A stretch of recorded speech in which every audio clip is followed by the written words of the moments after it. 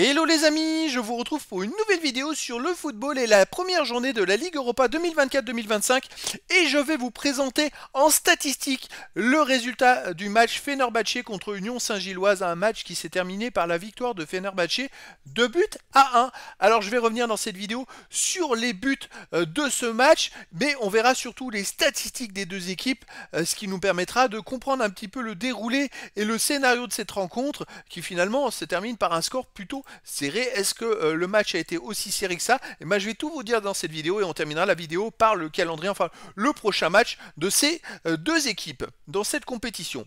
Alors, le match s'est terminé par une victoire de Fenerbahçe 2-1. Fenerbahçe avait ouvert le score à la 26e minute par Soyuncu et ils ont doublé la mise à la 82e minute par Burgess contre son camp. L'Union Saint-Gilloise a réduit le score à la 93e minute par Six. Bon, voilà, c'est vrai que c'est un match qu'ils ont mené quasiment de bout en bout. Fenerbahçe, une belle victoire pour commencer justement cette Ligue Europa. Alors les statistiques, bah écoutez, 60% de possession de balle à 40 pour Fenerbahçe.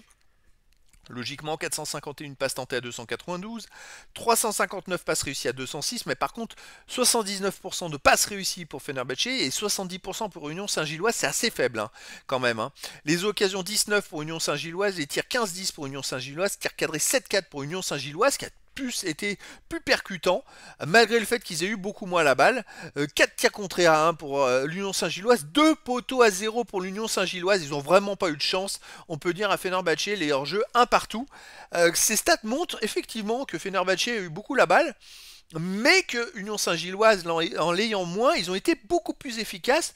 Et finalement, un match qui se termine par un 2-1 alors que ça aurait pu faire 2-0, en fait, quand on regarde les stats, ça aurait pu même être le contraire. Alors les corners 7-6 pour Fenerbahçe, les centres 16-11 pour Fenerbahçe, les interceptions 9-8 pour l'Union Saint-Gilloise, les tacles 23-22 pour l'Union Saint-Gilloise, c'est assez équilibré dans ces domaines-là. Les duels gagnés 71-64 pour Fenerbahçe, je me demande si c'est pas le match où il y a eu le plus de duels gagnés entre la Ligue des Champions et la Ligue Europa. 71-64, c'est monstrueux. Les arrêts 5-2 pour Fenerbahçe, les fautes 20-13 pour l'Union Saint-Gilloise, il y a eu beaucoup de jaunes, hein. 4 pour Fenerbahçe, 2 Union Saint-Gilloise et les cartons rouges 1 pour Fenerbahçe et 1 pour Union Saint-Gilloise. Ça a été un match à la fin très haché. Alors c'est vrai que Union Saint-Gilloise a eu un expulsé McAllister à la 73e minute, tandis que Fenerbahçe c'est à la 90e minute Osayi Samuel qui a été expulsé. Alors malgré tout, je trouve que l'Union Saint-Gilloise a joué les 30 dernières minutes à un de moins et je trouve quand même qu'ils ont des très bonnes stats. Ils méritaient peut-être pas de perdre finalement cette rencontre, mais voilà, dans le foot c'est comme ça.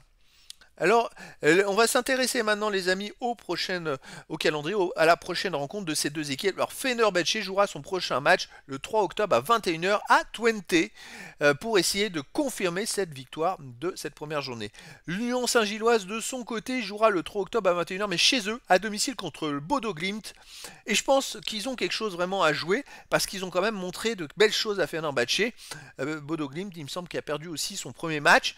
Donc voilà, les deux équipes vont tout faire de toute façon pour gagner, mais est-ce que Fenerbahçe va pouvoir continuer sur sa lancée? Je dirais que c'est des adversaires à la portée des deux équipes pour la prochaine journée. Fenerbahçe et l'Union Saint-Gilloise peuvent gagner leur prochain match. Si Fenerbahçe gagne, ils auront 6 points en 2 rencontres, ils seront dans les premiers.